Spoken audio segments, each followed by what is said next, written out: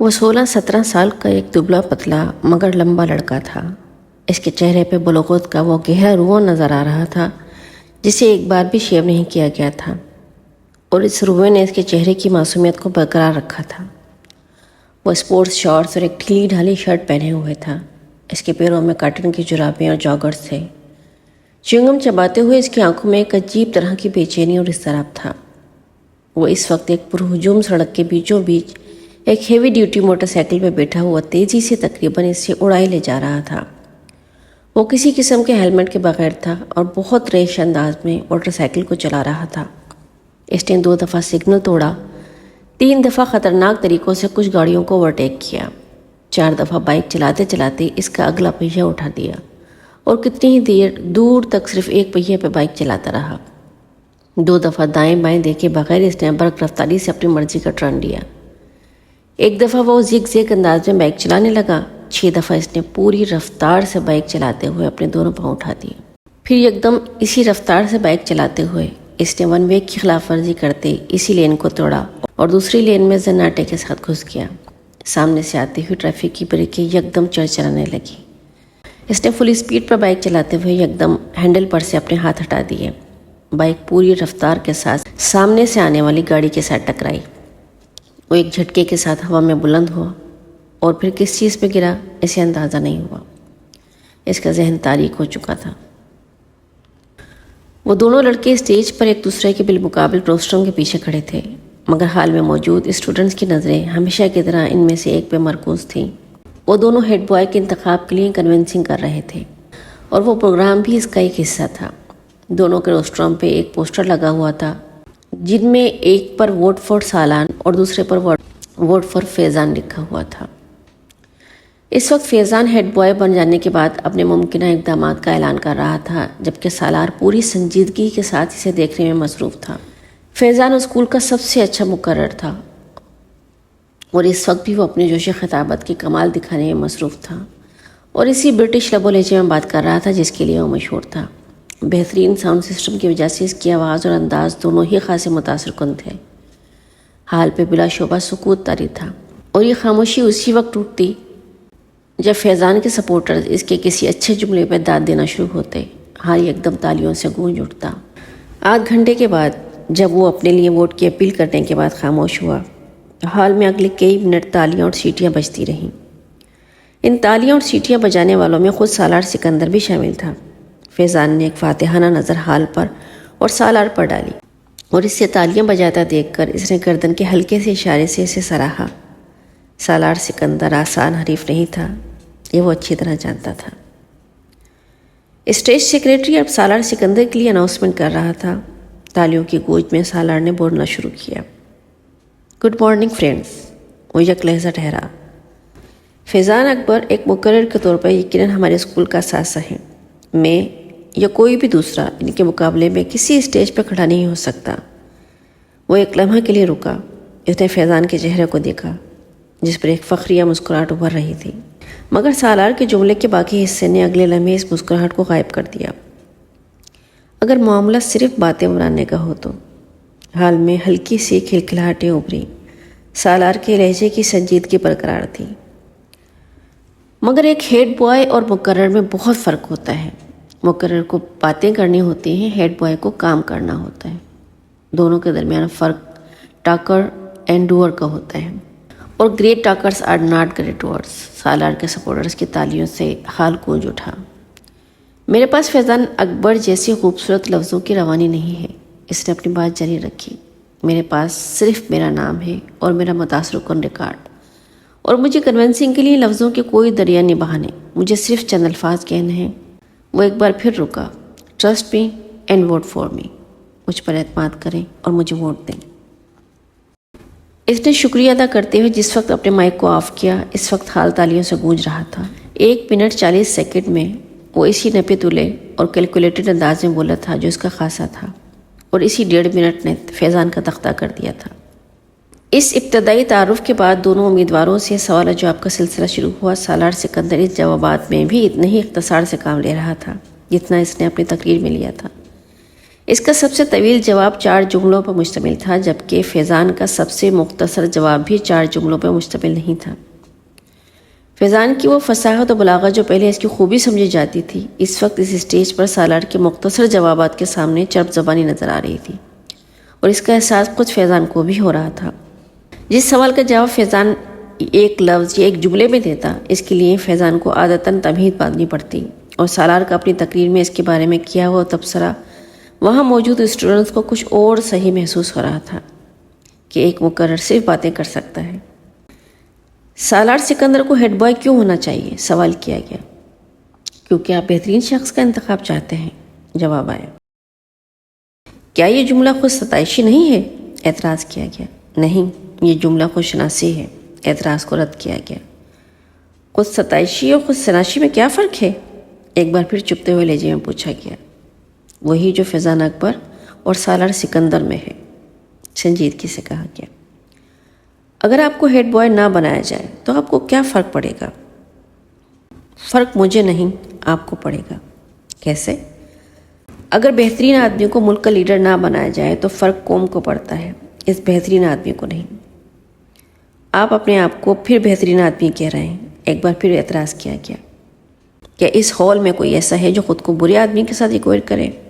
ہو سکتا ہو، پھر میں اس سے ملنا چاہوں گا۔ ہال میں ہنسی کی آوازیں ابھری۔ ہیڈ بوائے بننے کے بعد سالار سکندر جو تبدیلیاں لائے گا، اس کے بارے میں بتائیں۔ تبدیلیاں بتائی نہیں جاتی، دکھائی جاتی ہیں، اور یہ کام میں ہیڈ بوائے بننے سے پہلے نہیں کر سکتا۔ چند اور سوال کیے گئے، پھر اسٹیج سیکرٹری نے حاضرین میں سے ایک آخری سوال لیا۔ وہ ایک سری لنکن لڑکا تھا جو کچھ شرارتی انداز میں مسکراتے ہوئے کھڑا ہوا۔ اگر آپ میرے ایک سوال کا جواب دے دیں تو میں اور میرا پورا گروپ آپ کو ووٹ دے گا۔ سالار اس کی بات پہ مسکرایا۔ جواب دینے سے پہلے میں جاننا چاہوں گا کہ آپ کے گروپ میں کتنے لوگ ہیں؟ اس نے پوچھا۔ 6، اس لڑکے نے جواب دیا۔ سالار نے سر ہلایا۔ اوکے، سوال کریں۔ آپ کو کچھ حساب کرتے ہوئے مجھے بتانا ہے کہ اگر ہم 2,67,895 میں 9,52,852 کو جمع کریں، پھر اس میں سے 3,99,999 کو تفریق کریں، پھر اس میں 9,29,292 کو جمع کریں، اور اسے وہ سری لنکن لڑکا ٹھہر ٹھہر کے کاغذ پہ لکھا ہوا ایک سوال پوچھ رہا تھا۔ 6 کے ساتھ ضرب دیں، پھر اسے 2 کے ساتھ تقسیم کریں، اور جواب میں 4,92,359 کو جمع کریں تو کیا جواب آئے گا؟ وہ لڑکا اپنی بات مکمل نہیں کر سکا۔ 81,42,473 بڑی برق رفتاری کے ساتھ سالار نے جواب دیا۔ اس لڑکے نے کاغذ پہ ایک نظر دوڑائی اور پھر کچھ بے یقینی سے سر ہلاتے ہوئے تالیاں بجانے لگا۔ فیضان اکبر کو اس وقت اپنا آپ ایک ایکٹر سے زیادہ نہیں لگا۔ پورا حال اس لڑکے کے ساتھ تالیاں بجانے میں مصروف تھا۔ فیضان اکبر کو وہ پورا پروگرام ایک مذاق محسوس ہونے لگا۔ 1 گھنٹے کے بعد جب وہ سالار سکندر سے پہلے اس اسٹیج سے اتر رہا تھا تو وہ جانتا تھا کہ وہ مقابلے سے پہلے ہی مقابلہ ہار چکا تھا۔ 150 کے IQ لیول والے اس لڑکے سے اسی زندگی میں اس سے پہلے کبھی اتنا حسد محسوس نہیں ہوا۔ امامہ آپا، آپ لاہور کب جائیں گی؟ وہ اپنے نوٹس کو دیکھتے ہوئے چونکی۔ سر اٹھا کر اس نے ساتھ کو دیکھا۔ وہ سائیکل کی رفتار کو اب بالکل آہستہ کیے اس کے گرد چکر لگا رہا تھا۔ کل؟ کیوں؟ تم کیوں پوچھ رہے ہو؟ امامہ نے اپنی فائل کو بند کرتے ہوئے کہا۔ جب آپ چلی جاتی ہیں تو میں آپ کو بہت مس کرتا ہوں، وہ بولا۔ کیوں؟ امامہ نے مسکراتے ہوئے پوچھا۔ کیونکہ آپ مجھے بہت اچھی لگتی ہیں، آپ میرے لیے بہت سے کھلونے لاتی ہیں، اور آپ مجھے سیر کروانے لے کر جاتی ہیں، اور آپ میرے ساتھ کھیلتی ہیں، اس لیے اس نے تفصیلی جواب دیا۔ آپ مجھے اپنے ساتھ لاہور نہیں لے جا سکتی؟ امامہ اندازہ نہیں کر سکی یہ تجویز تھی یا سوال۔ میں کیسے لے جا سکتی ہوں؟ میں تو خود ہاسٹل میں رہتی ہوں، تم کیسے رہو گے وہاں؟ امامہ نے کہا۔ ساتھ سائیکل چلاتے ہوئے کچھ سوچنے لگا، پھر اس نے کہا، تو پھر آپ یہاں جلدی جلدی آیا کریں۔ اچھا، جلدی آیا کروں گی، امامہ نے مسکراتے ہوئے کہا۔ تم ایسا کیا کرو کہ مجھ سے فون پہ بات کر لیا کرو، میں فون کیا کروں گی تمہیں۔ ہاں، یہی ٹھیک ہے، ساتھ کو کی تجویز پسند آئی۔ سائیکل کی رفتار میں اضافہ کرتے ہوئے وہ لان کے لمبے لمبے چکر کاٹنے لگا۔ امامہ بے دہانی کے عالم میں سے دیکھنے لگی۔ وہ اس کا بھائی نہیں تھا۔ 10 سالہ ساتھ 5 سال پہلے ان کے گھر آیا تھا۔ کہاں سے آیا تھا اس کے بارے میں وہ نہیں جانتی تھی۔ کیونکہ اس سے اس کے بارے میں اس وقت کوئی تجسس نہیں ہو رہا تھا، مگر کیوں لایا گیا تھا یہ وہ اچھی طرح جانتی تھی۔ سعد اب 10 سال کا تھا اور وہ گھر میں بالکل گھل مل گیا تھا۔ امامہ سے وہ سب سے زیادہ مانوس تھا۔ امامہ کو اس پر اکثر ترس آتا تھا۔ ترس کی وجہ اس کا لاوارث ہونا نہیں تھا، ترس کی وجہ اس کا مستقبل تھا۔ اس کے 2 چچاؤں اور ایک تایا کے گھر بھی اس وقت اس طرح کے گود لیے ہوئے بچے پل رہے تھے۔ وہ ان کے مستقبل پر بھی ترس کھانے پہ مجبور تھی۔ فائل ہاتھ میں پکڑے سائیکل پہ لان میں گھومتے، ساتھ میں نظریں جمائے، وہ کسی گہری سوچ میں ڈوبی ہوئی تھی۔ وہ اسے دیکھتے ہوئے اسی طرح کی بہت سی سوچیں میں الجھ جاتی تھی، مگر اس کے پاس کوئی حل نہیں تھا۔ وہ اس کے لیے کچھ بھی نہیں کر سکتی تھی۔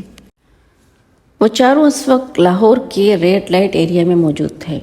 ان کی عمریں 18-19 سال کے لگ بھگ تھیں، اور اپنے حلیے سے وہ چاروں اپر کلاس کے لگتے تھے، مگر وہاں نہ ان کی عمر کوئی نمایاں کر دینے والی چیز تھی، نہ ہی ان کے اپر کلاس سے تعلق رکھنے کی امتیازی خصوصیت، کیونکہ وہاں پر ان سے بھی کم عمر لڑکے آتے تھے اور اپر کلاس اس علاقے کے مستقل کسٹمرز میں شامل تھی۔ چاروں لڑکے ریڈ لائٹ ایریا کی ٹوٹی ہوئی گلیوں سے گزرتے جا رہے تھے۔ 3 لڑکے آپس سے باتیں کر رہے تھے، جبکہ صرف چوتھا قدرے تجسس اور دلچسپی سے چاروں طرف دیکھ رہا تھا۔ یوں لگ رہا تھا جیسے وہ پہلی بار وہاں آیا تھا۔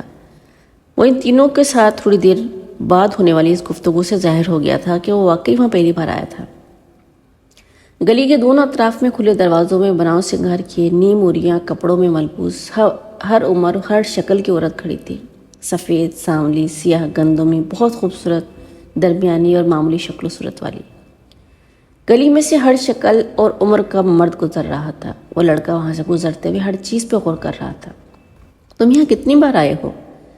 چلتے چلتے اس لڑکی نے اچانک اپنے دائیں طرف چلنے والے لڑکے کو مخاطب کر کے ہوئے کہا۔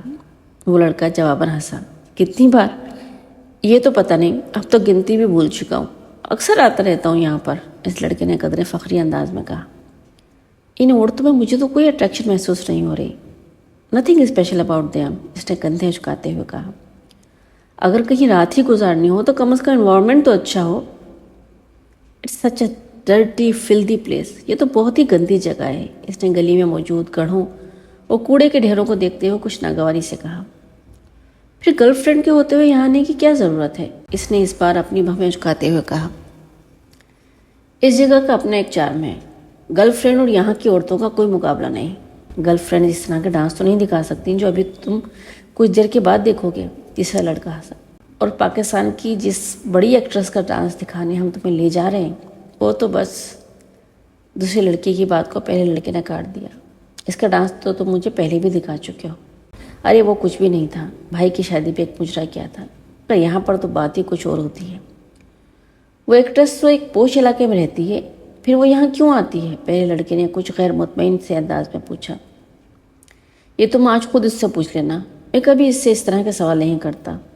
دوسرے لڑکے کی بات پر باقی دونوں لڑکے ہنسے، مگر تیسرا لڑکا اسی طرح چپتی ہوئی نظروں سے اسے دیکھتا رہا۔ ان کا سفر بالآخر اس گلی کے آخر میں ایک عمارت کے سامنے ختم ہو گیا۔ عمارت کے نیچے موجود دکان سے تینوں لڑکوں نے موتی کے بہت سے ہار خریدے اور اپنی کلائیوں پر لپیٹ لیے۔ ایک ہار دوسرے لڑکے نے اس لڑکے کی کلائی پر لپیٹ دیا جو وہاں آنے پہ اعتراض کر رہا تھا۔ پھر ان لوگوں نے وہاں سے پان خریدے، تمباکو والا پان دوسرے لڑکے نے اس لڑکے کو بھی دیا جو شاید زندگی میں پہلی بار پان کھا رہا تھا۔ پان کھاتے ہوئے چاروں اس عمارت کی سیڑھیاں چڑھنے لگے۔ اوپر پہنچ کر پہلے لڑکے نے ایک بار پھر تنقیدی نظروں سے چاروں طرف دیکھا، پھر اس کے چہرے پہ اطمینان کی ایک جھلک نمودار ہوئی۔ وہ جگہ بہت صاف ستھری اور خاصی حد تک آراستہ تھی۔ گاؤں تکیے اور چادنیاں بچھی ہوئی تھیں اور باریک پردے لہرا رہے تھے۔ کچھ لوگ پہلے ہی سے وہاں موجود تھے۔ رقص ابھی شروع نہیں ہوا تھا۔ ایک عورت لپکتی ہوئی ان کی طرف آئی، اس کے چہرے پہ ایک خوبصورت مصنوعی مسکراہٹ سجی ہوئی تھی۔ اس نے دوسرے لڑکے کو مخاطب کیا۔ پہلے لڑکے نے غور سے اس عورت کو دیکھا۔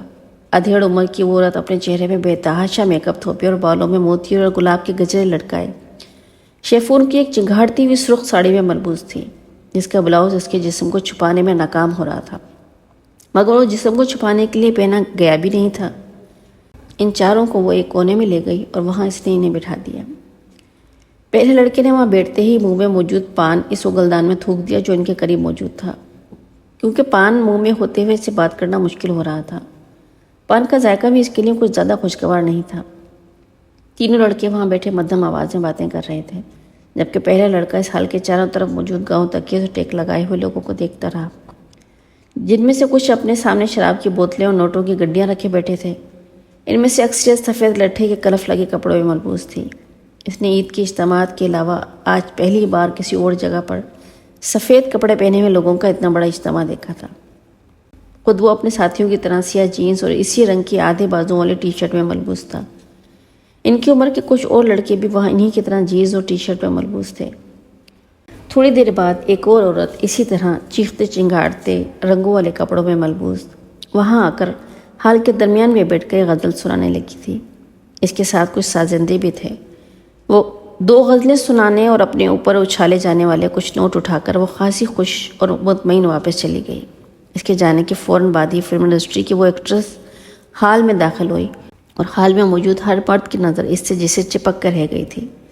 اس نے ہال میں باری باری چاروں طرف گھوم کر ہر ایک کو سر کے اشارے سے خوش آمدید کہا تھا۔ سازندوں کو اس بار کسی تکلیف کا سامنا نہیں کرنا پڑا تھا۔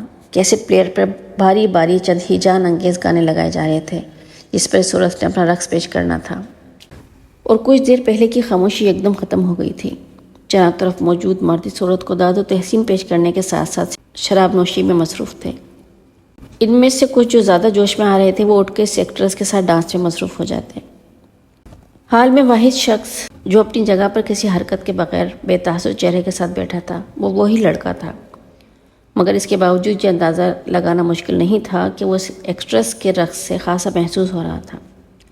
تقریباً 2 گھنٹے کے بعد جب اس ایکٹریس نے اپنا رقص ختم کیا تو وہاں موجود آدھے سے زیادہ مرد انٹا غفیل ہو چکے تھے۔ واپس گھر جانا ان کے لیے زیادہ مسئلہ اس لیے نہیں تھا کہ ان میں سے کوئی بھی گھر جانے کا ارادہ نہیں رکھتا تھا۔ وہ سب وہاں رات گزارنے آئے تھے۔ ان چاروں نے بھی رات وہاں گزاری۔ اگلے دن وہاں سے واپسی پر گاڑی میں دوسرے لڑکے نے جمائی لیتے ہوئے پہلے لڑکے سے پوچھا جو اس وقت لاپرواہی سے گاڑی میں باہر دیکھ رہے مصروف تھا، کیسا رہا یہ تجربہ؟ اچھا تھا، پہلے لڑکے نے کندھے اچکاتے ہوئے کہا۔ بس اچھا تھا اور کچھ نہیں؟ تم بھی بس۔ اس نے قدرے ناراضی کے عالم میں بات ادھوری چھوڑی۔ کبھی کبھار جانے کے لیے اچھی جگہ ہے، اس کے علاوہ اور میں کیا کہہ سکتا ہوں، مگر سم تھنگ اسپیشل والی کوئی بات نہیں ہے۔ میری گرل فرینڈ اس لڑکی سے بہتر ہے جس کے ساتھ میں نے رات گزاری، اس لڑکی نے 2 ٹوک انداز میں کہا۔ ڈائننگ ٹیبل پر ہاشم مبین کی پوری فیملی موجود تھی۔ کھانا کھاتے ہوئے وہ سب آپس میں خوش گپیوں میں بھی مصروف تھے۔ موضوع گفتگو اس وقت امامہ تھی جو اس ویکینڈ پر بھی اسلام آباد میں موجود تھی۔ بابا، آپ نے یہ بات نوٹ کی کہ امامہ دن بدن سنجیدہ سے سنجیدہ ہوتی جا رہی ہے؟ وسیم نے قدرے چھیڑنے والے انداز میں امامہ کی طرف دیکھتے ہوئے کہا۔ ہاں، یہ تو میں بھی پچھلے کئی ماہ سے نوٹ کر رہا ہوں، ہاشم مبین نے وسیم کی بات پر بیٹی کے چہرے پر غور سے دیکھتے ہوئے کہا۔ امامہ نے چاولوں کا چمچہ منہ میں رکھتے ہوئے وسیم کو گھورا۔ کیوں امامہ، کوئی مسئلہ ہے؟ بابا یہ بڑی فضول باتیں کرتا ہے اور آپ بھی خواہ اس کی باتوں میں آ رہا ہے۔ میں اپنی اسٹڈیز کی وجہ سے مصروف اور سنجیدہ ہوں، ہر کوئی وسیم کی طرح نکما تو نہیں ہوتا۔ اس نے اپنے ساتھ بیٹھے وسیم کے کندھے پہ کچھ ناراضی سے ہلکا سا ہاتھ مارتے ہوئے کہا۔ بابا آپ ذرا اندازہ کریں، میڈیکل کے شروع کے سالوں میں اس کا یہ حال ہے، تو جب یہ ڈاکٹر بن جائے گی تب اس کا کیا حال ہوگا؟ وسیم نے امامہ کی تنبیہ کی پرواہ نہ کرتے ہوئے اس کا مذاق اڑایا۔ سالوں گزر جایا کریں گے، مس امامہ ہاشم کو مسکرائے ہوئے۔ ڈائننگ ٹیبل پہ موجود لوگوں کے چہروں پر مسکراہٹ دوڑ گئی۔ ان دونوں کے درمیانی نوک جھوک ہمیشہ ہی رہتی تھی۔ بہت کم مواقع ایسے ہوتے تھے جب وہ دونوں اکٹھے ہوتے اور ان کے درمیان آپس میں جھگڑا نہ ہو۔ مستقل بنیادوں پہ ہوتے رہنے والے ان جھگڑوں کے باوجود امامہ کی سب سے زیادہ دوستی بھی وسیم کے ساتھ ہی تھی۔ اس کی وجہ شاید ان کے اوپر تلے کی پیدائش بھی تھی، اور آپ تصور کریں کہ اس بار امامہ نے اسے اپنی بات مکمل ہونے نہیں دی۔ اس نے اس کے کندھے میں پوری طاقت سے مکہ مارا۔ وسیم پر کچھ زیادہ اثر نہیں ہوا۔ ہمارے گھر میں ایک ڈاکٹر کے ہاتھ میں شفا کے سوا اور کیا کیا ہو سکتا ہے؟ آپ اس کا مظاہرہ دیکھ رہے ہیں؟ اس سے آپ یہ اندازہ لگا سکتے ہیں کہ آج کل کے ڈاکٹر وارڈ میں مریضوں کے ساتھ کیا سلوک کرتے ہوں گے۔ ملک میں بڑھتی ہوئی شرح اموات کی ایک وجہ۔ بابا اس کو منع کریں، امامہ نے بالآخر ہتھیار ڈالتے ہوئے ہاشم مبین سے کہا۔ وسیم، ہاشم مبین نے اپنی مسکراہٹ ضبط کرتے ہوئے وسیم کو جھڑکا۔ وہ بڑی سعادت مندی سے فوراً خاموش ہو گیا۔ اس نے پورے لفافے کو گرائنڈر میں خالی کر دیا اور پھر اسے بند کر کے چلا دیا۔ خان سامہ اس وقت اندر آیا۔ چھوٹے صاحب لائیں میں آپ کی مدد کر دوں؟ وہ اس کی طرف بڑھا مگر اس نے ہاتھ کے اشارے سے اسے روک دیا۔ نہیں، میں خود کر لوں گا، تو مجھے ایک دودھ کا گلاس دے دو۔ اس نے گرائنڈر آف کرتے ہوئے کہا۔ خان صاحب ایک گلاس میں دودھ لے کر اس کے پاس آیا۔ دودھ کے آدھے گلاس میں اس نے گرائنڈر میں موجود تمام پاؤڈر ڈال دیا اور ایک چمچ سے اچھی طرح چلانے لگا۔ پھر ایک ہی سانس میں وہ دودھ پی گیا۔ کھانے میں آج کیا پکایا تم نے؟ اس نے خان صاحب سے پوچھا۔ خان صاحب نے کچھ ڈشز گنوانی شروع کر دیں۔ اس کے چہرے پہ کچھ ناگواری ابھری۔ میں کھانا نہیں کھاؤں گا، سونے جا رہا ہوں، مجھے ڈسٹرب مت کرنا، اس نے سختی سے کہا اور کچن سے باہر نکل گیا۔ پیروں میں پہنی ہوئی پاٹا کی چپل کو وہ فرش پہ تقریباً گھسیٹ رہا تھا۔ اس کی شیپ بڑی ہوئی تھی اور آنکھیں سرخ تھیں۔ شرٹ کے چند ایک کے سوا سارے ہی بٹن کھلے ہوئے تھے۔ اپنے کمرے میں جا کے اس نے دروازے کو لاک کر لیا، وہاں موجود جہازی سائز کے میوزک سسٹم کی طرف کیا اور کمرے میں بولٹن کا when a man loves a woman بلند آواز میں بجنے لگا۔ وہ ریموٹ لے کے اپنے بیڈ پر آ گیا اور اندھے منہ بے ترتیبی کے عالم میں لیٹ گیا۔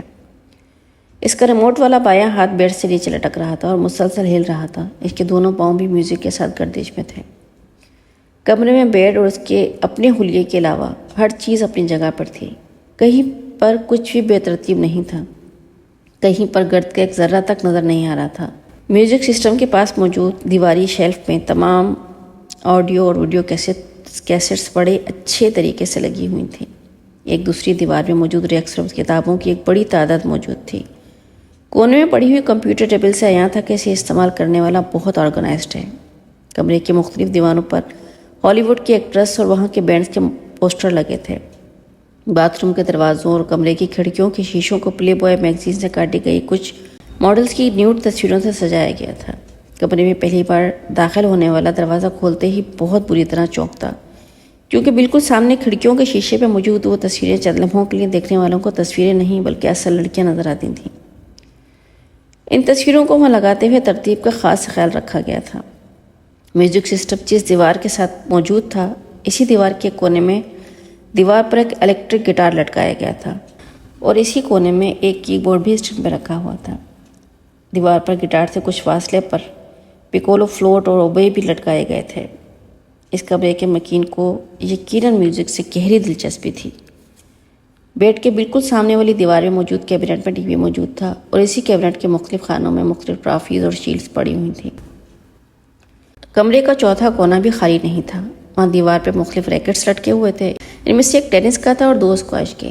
ان ریکٹس کو دیوار پہ لٹکانے سے پہلے نیچے پوسٹر لگائے گئے تھے اور پھر ریکٹس اس طرح لٹکائے گئے تھے کہ یوں لگتا تھا کہ وہ ریکٹس ان کھلاڑیوں نے پکڑے ہوئے ہیں۔ ٹینس کے ریکٹ کے نیچے گیبریلا اسپارٹینی کا پوسٹر تھا، جبکہ اسکواش کے ایک ریکٹ کے نیچے جہانگیر خان کا پوسٹر تھا، جبکہ دوسرے ریکٹ کے نیچے روڈنی مارٹن کا۔ کمرے میں واحد جگہ جہاں بے ترتیبی تھی وہ ڈبل بیڈ تھا جس پر وہ لیٹا تھا۔ سلک کی بیڈ شیٹ بری طرح سلویٹ زدہ تھی اور اس پر ادھر ادھر چند پورنوگرافی کے غیر ملکی میگزین پڑے ہوئے تھے جن میں پلی بوائے نمایاں تھا۔ بیڈ پر ایک پیپر کٹر اور کاغذ کی کچھ چھوٹی چھوٹی کترنی بھی پڑی ہوئی تھیں۔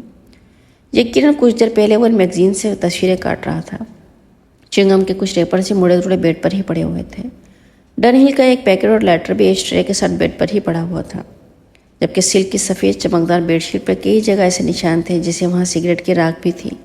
کافی کا ایک خالی مگ بھی بیڈ پہ پڑا ہوا تھا اور اس کے پاس ایک ٹائی اور رسٹ واچ بھی تھی۔ ان سب چیزوں سے کچھ فاصلے پر سارا نے ایک موبائل پڑا ہوا تھا جس پر یکدم کوئی کال آنے لگی۔ بیڈ پر اودھے منہ لیٹا ہوا نوجوان اب شاید نیند کے عالم میں تھا، کیونکہ موبائل کی بیپ پر اس نے سر اٹھائے بغیر اپنا دایاں ہاتھ بیڈ پر ادھر ادھر پھیرتے ہوئے جسے موبائل کو تلاش کرنے کی کوشش کی، مگر موبائل اس کے ہاتھ کی رسائی سے بہت دور تھا۔ اس پر مسلسل کال آ رہی تھی۔ کچھ دیر اسی طرح ادھر ادھر ہاتھ پھیرنے کے بعد اس کا ہاتھ ساکت ہو گیا۔ شاید اب وہ واقعی سو چکا تھا، کیونکہ اس کے تھرکتے پیر رک چکے تھے۔ موبائل پر اب بھی کال آ رہی تھی۔ بیڈ سے باہر نکلے ہوئے اس کے بائیں ہاتھ میں پکڑا ہوا ریموٹ یکدم اس کی گرفت سے نکل کر نیچے کارپیٹ پہ گر گیا۔ مائیکل بولٹن کی آواز اب بھی کمرے میں گونج رہی تھی، when a man loves a woman. پھر یکدم کمرے کے دروازے پر کسی نے دستک دی اور پھر دستک کی آواز بڑھتی ہی گئی۔ موبائل کی کال ختم ہو چکی تھی۔ دروازے پہ دستک دینے والے ہاتھ بڑھتے گئے۔ وہ بیڈ پہ اوندھے منہ بے حس و حرکت پڑا تھا۔ ڈونٹ ٹیل می ماما، کیا تم واقعی انگیجڈ ہو؟ زینب کو جویریہ کے انکشاف پر جیسے کرنٹ لگا۔ امامہ نے ملامتی نظروں سے جویریہ کو دیکھا جو پہلے ہی معذرت خواہ انداز میں سے دیکھ رہی تھی۔ اسی نہیں، مجھے دیکھ کے بتاؤ، کیا تم واقعی انگیجڈ ہو؟ امامہ نے اس بارے سے کچھ جھڑکتے ہوئے کہا۔ ہاں، مگر یہ اس قدر غیر معمولی اور حیرت انگیز واقعہ تو نہیں ہے کہ تم اس پر اس طرح ریئیکٹ کرو، امامہ نے بڑی لسانیت سے کہا۔ وہ سب لائبریری میں بیٹھی ہوئی تھیں اور اپنی طرف سے حت المقدور سرگوشی میں باتیں کر رہی تھیں۔ مگر تمہیں ہمیں بتانا تو چاہیے تھا، آخر راز میں رکھنے کی کیا ضرورت تھی؟ اس بار رابعہ نے کہا۔ راز میں تو نہیں رکھا، بس یہ کوئی اتنا اہم واقعہ نہیں تھا کہ تمہیں بتاتی۔ پھر تم لوگوں سے میری دوستی تو اب ہوئی ہے، جبکہ اس منگنی کو کئی سال ہو چکے ہیں، امامہ نے وضاحت کرتے ہوئے کہا۔ کئی سال سے کیا مراد ہے تمہاری؟ مطلب ہے 2-3 سال۔ پھر بھی امامہ بتانا تو چاہیے تھا تمہیں۔ زینب کا اعتراض ابھی بھی اپنی جگہ پہ قائم تھا۔ امامہ نے مسکراتے ہوئے زینب کو دیکھا۔ اب کروں گی تو اور کسی کو بتاؤں یا نہ بتاؤں، تمہیں ضرور بتاؤں گی۔ ویری فنی، زینب نے سگھورتے ہوئے کہا۔ اور کچھ نہیں تو تم ہمیں کوئی تصویر وغیرہ ہی لا کر دکھا دو موصوف کی۔ ہے کون؟ نام کیا ہے؟ کیا کرتا ہے؟ رابعہ نے ہمیشہ کی طرح ایک ہی سانس میں سوال در سوال کر ڈالے۔ فرسٹ کزن ہے، اسجد نام ہے، امامہ نے رک کر کچھ سوچتے ہوئے کہا۔ MBA کیا ہے اس نے اور بزنس کرتا ہے۔ شکل و صورت کی تھی؟ اس پر زینب نے پوچھا۔ امامہ نے غور سے اس کے چہرے کو دیکھا۔ ٹھیک ہے، ٹھیک ہے، میں تم سے پوچھ رہی ہوں، لمبا ہے، ڈارک ہے، ہینڈسم ہے؟ اس پر امامہ مسکراتے ہوئے کچھ کہے بغیر زینب کو دیکھتی رہی۔ امامہ نے اپنی پسند سے یہ منگنی کی ہے، وہ اچھا خاصا گڈ لکنگ ہے، جویریہ نے اس بار امامہ کی طرف سے جواب دیتے ہوئے کہا۔ ہاں، ہمیں اندازہ کر لینا چاہیے تھا، آخر وہ امامہ کا فرسٹ کزن ہے۔ اب امامہ تمہارا اگلا کام یہ ہے کہ تم ہمیں اس کی تصویر لا کر دکھاؤ، زینب نے کہا۔ نہیں، اس سے پہلے کا ضروری کام یہ ہے کہ تم ہمیں کچھ کھلانے پلانے لے چلو، رابعہ نے مداخلت کرتے ہوئے کہا۔ فی الحال تو یہاں سے چلیں، ہاسٹل جانا ہے مجھے۔ امامہ یکدم کھڑی ہو گئی تو وہ بھی اٹھ گئیں۔ ویسے جویریہ، تم نے یہ بات پہلے کیوں نہیں بتائی؟ ساتھ چلتے ہوئے زینب نے جویریہ سے پوچھا۔ بھئی امامہ نہیں چاہتی تھی، اس لیے میں نے کبھی اس موضوع پہ بات نہیں کی، جویریہ نے معذرت خواہ انداز میں کہا۔ امامہ نے مڑ کر ایک بار پھر جویریہ کو گھورا، اس کی نظروں میں تنبیہ تھی۔ امامہ کیوں نہیں چاہتی تھی؟ میری منگنی ہوتی ہے تو میں شور مچاتی ہر جگہ، وہ بھی اس صورت میں جب یہ میری اپنی مرضی سے ہوتی، زینب نے بلند آواز میں کہا۔ امامہ نے اس بار کسی رد عمل کا اظہار نہیں کیا۔ آپ کا بیٹا آبادی کے اس 2.5% حصے میں شامل ہے جو 150 سے زیادہ کا IQ لیول رکھتے ہیں۔ IQ لیول کے ساتھ وہ جو کچھ کر رہا ہے وہ غیر معمولی صحیح مگر غیر متوقع نہیں ہے۔ اس غیر ملکی اسکول میں سالار کو جاتے ہوئے ابھی صرف 1 ہفتہ ہوا تھا جب سکندر عثمان اور اس کی بیوی کو وہاں بلوایا گیا تھا۔ اسکول کے سائیکولوجسٹ نے سالار سکندر کے مختلف IQ ٹیسٹ کے بارے میں بتایا، جس میں اس کی پرفارمنس نے اس کے ٹیچر اور سائیکولوجسٹ کو حیران کر دیا تھا۔ اس اسکول میں وہ 150 کا IQ لیول والا پہلا اور واحد بچہ تھا اور چند ہی دنوں میں وہاں سب کی توجہ کا مرکز بن گیا تھا۔ سکندر عثمان اور ان کی بیوی سے ملاقات کے دوران سائیکولوجسٹ کو اس کے بچپن کے بارے میں کچھ اور کھوج لگانے کا موقع ملا۔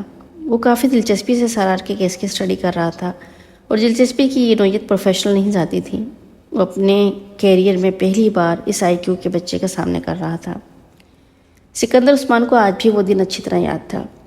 سالار اس وقت صرف 2 سال کا تھا اور غیر معمولی طور پر اس عمر میں ایک عام بچے کی نسبت زیادہ صاف لہجے میں بات کرتا تھا اور باتوں کی نوعیت ایسی ہوتی تھی کہ وہ اور اس کی بیوی اکثر حیران ہوتے۔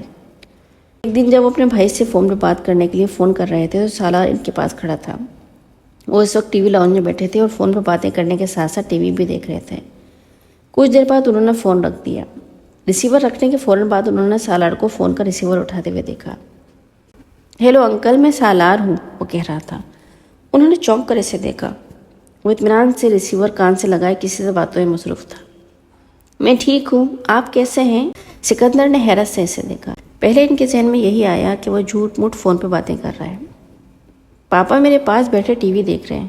نہیں، انہوں نے فون نہیں کیا، میں نے خود کیا ہے۔ وہ اس کے اگلے جملے پہ چونکے۔ سالار، کس سے باتیں کر رہے ہو؟ سکندر نے پوچھا۔ انکل شاہنواز سے، سالار نے سکندر کو جواب دیا۔ انہوں نے ہاتھ بڑھا کر ریسیور اس سے لے لیا۔ ان کا خیال تھا کہ اس نے غلطی سے کوئی نمبر ملا لیا ہوگا یا پھر لاسٹ نمبر کو ریڈائل کر دیا ہوگا۔ انہوں نے کان سے ریسیور لگایا۔ دوسری طرف ان کے بھائی تھے۔ یہ سالار نے نمبر ڈائل کیا ہے، انہوں نے معذرت کرتے ہوئے اپنے بھائی سے کہا۔ سالار نے کیسے ڈائل کیا؟ وہ تو بہت چھوٹا ہے، ان کے بھائی نے دوسری طرف کچھ حیرانی سے پوچھا۔ میرا خیال ہے اس نے آپ کا نمبر ریڈائل کر دیا ہے، اتفاق سے ہاتھ لگ گیا ہوگا، ہاتھ مار رہا تھا سیٹ پر۔ انہوں نے فون بند کر دیا اور ریسیور نیچے رکھ دیا۔ سالار جو خاموشی کے ساتھ ان کی گفتگو سننے میں مصروف تھا، ریسیور کے نیچے رکھتے ہی اس نے ایک بار پھر ریسیور اٹھا لیا۔ اس بار سکندر عثمان اسے دیکھنے لگے، بالکل کسی میچور آدمی کی طرح ایک بار پھر شاہنواز کا نمبر ڈائل کر رہا تھا اور بڑی روانی کے ساتھ۔ وہ ایک لمحے کے لیے دم بخود رہ گئے۔ 2 سال کے بچے سے نہیں توقع نہیں تھی۔ انہوں نے ہاتھ بڑھا کے کریڈل دبا دیا۔ سالار تمہیں شاہنواز کا نمبر معلوم ہے؟ انہوں نے حیرانی کے اس جھٹکے سے سنبھلتے ہوئے کہا۔ ہاں، بڑے اطمینان سے جواب دیا۔ کیا نمبر ہے؟ اس نے بھی روانی کے ساتھ وہ نمبر دہرا دیا۔ وہ اس کا چہرہ دیکھنے لگے۔ انہیں اندازہ نہیں تھا کہ وہ گنتی کی عادات سے واقف ہوگا۔ تمہیں نمبر کس نے سکھایا؟ میں نے خود سیکھا ہے۔ کیسے؟ ابھی آپ نے ملایا تھا، سالار نے ان کو دیکھتے ہوئے کہا۔ تمہیں گنتی آتی ہے؟ ہاں۔ کہاں تک؟ 100 تک۔ سناؤ۔ وہ مشین کی طرح شروع ہو گیا۔ ایک ہی سانس میں اس نے 100 تک گنتی سنا دی۔ سکندر عثمان کے پیٹ میں بل پڑنے لگے۔ اچھا، میں ایک اور نمبر ڈائل کرتا ہوں، میرے بعد تم اسے ڈائل کرنا، انہوں نے ریسیور سے لیتے ہوئے کہا۔ اچھا۔ سالار کو یہ سب ایک دلچسپ کھیل کی طرح لگا۔ سکندر عثمان نے ایک نمبر ملایا اور پھر فون بند کر دیا۔ سالار نے فوراً ریسیور ان سے پکڑ کر انہی کی روانی کے ساتھ وہ نمبر ملایا۔ سکندر عثمان کا سر گھومنے لگا۔ وہ واقعی وہی نمبر تھا جو انہوں نے ملایا تھا۔ انہوں نے یک کے بعد دیگرے کئی نمبر ملائے اور پھر سالار سے وہی نمبر ملانے کو کہا۔ وہ کوئی غلطی کیے بغیر وہی نمبر ملاتا رہا۔ وہ یقیناً فوٹوگرافک میموری رکھتا تھا۔ انہوں نے اپنی بیوی کو بلایا۔ میں نے اسے گنتی نہیں سکھائی، میں نے تو بس کچھ دن پہلے سے چند کتابیں لا کر دی تھی اور کل ایک بار ایسے ہی اس کے سامنے سوتا گنتی پڑی تھی، انہوں نے سکندر عثمان کے استفسار پر کہا۔ سکندر عثمان نے سالار کو ایک بار پھر گنتی سنانے کو کہا۔ وہ سناتا گیا۔ ان کی بیوی ہکا بکا سے دیکھتی رہی۔ دونوں میاں بیوی کو یہ اندازہ ہو گیا تھا کہ ان کا بچہ ذہنی اعتبار سے غیر معمولی صلاحیتیں رکھتا ہے، اور یہی وجہ تھی کہ ان دونوں نے اپنی باقی بچوں کی نسبت اسے بہت جلد ہی اسکول میں داخل کروا دیا تھا، اور اسکول میں بھی وہ اپنی غیر معمولی صلاحیتوں کی وجہ سے بہت جلد ہی دوسروں کی نظروں میں آ گیا تھا۔ اس بچوں کو آپ کی خاص توجہ کی ضرورت ہے۔ عام بچوں کی نسبت ایسے بچے زیادہ حساس ہوتے ہیں۔ اگر آپ اس کی اچھی تربیت کرنے میں کامیاب ہو گئے تو یہ بچہ آپ کے اور آپ کے خاندان کے لیے ایک سرمایہ ہوگا، نہ صرف آپ کے خاندان کے لیے بلکہ آپ کے ملک کے لیے بھی۔ سکندر عثمان اور ان کی بیوی غیر ملکی سائیکولوجسٹ کی باتیں بڑے فخری انداز میں سنتے رہے۔ اپنے دوسرے بچوں کے مقابلے میں وہ سالار کو زیادہ اہمیت دینے لگے۔ وہ ان کی سب سے چہیتی اولاد تھی اور انہیں اس کی کامیابی پہ فخر تھا۔ اسکول میں ایک ٹرم کے بعد اس سے اگلی کلاس میں پروموٹ کر دیا گیا اور دوسری ٹرم کے بعد اس سے اگلی کلاس میں، اور اس وقت پہلی بار سکندر عثمان کو کچھ تشویش ہونے لگی۔ وہ نہیں چاہتے تھے کہ سالار 8-10 سال کی عمر میں جونیئر یا سینئر کیمبرج کر لیتا، مگر جس رفتار سے وہ ایک کلاس سے دوسری کلاس میں جا رہا تھا یہی ہونا تھا۔ میں چاہتا ہوں آپ میرے بیٹے کو پورے 1 سال کے بعد ہی اگلی کلاس سے پروموشن دیں۔ میں نہیں چاہتا کہ وہ اتنی جلدی اتنے اب نارمل طریقے سے وہ اپنا ایکیڈیمک کیریئر ختم کر لے۔ آپ اس کے سبجیکٹس اور ایکٹیویٹیز بڑھا دیں مگر اسے نارمل طریقے سے ہی پروموٹ کریں۔ ان کے اصرار پر سالار کو دوبارہ 1 سال کے اندر ڈبل یا ٹرپل پروموشن نہیں دیا گیا۔ اس کے ٹیلنٹ کو اسپورٹس اور دوسری چیزوں کے ذریعے چینلائز کیا جانے لگا۔ شطرنج، ٹینس، گولف اور میوزک 2-4 شعبے تھے جن میں اس زیادہ دلچسپی تھی، مگر اس کا مطلب یہ نہیں تھا کہ وہ خود کو صرف ان 4 چیزوں تک ہی محدود رکھتا تھا۔ وہ اسکول میں ہونے والے تقریباً ہر گیم میں شریک ہوتا تھا، اور اگر کسی میں شریک نہیں ہوتا تھا تو اس کی وجہ صرف یہ ہوتی تھی وہ گیم یا اسپورٹ اسے زیادہ چیلنجنگ نہیں لگتی تھی۔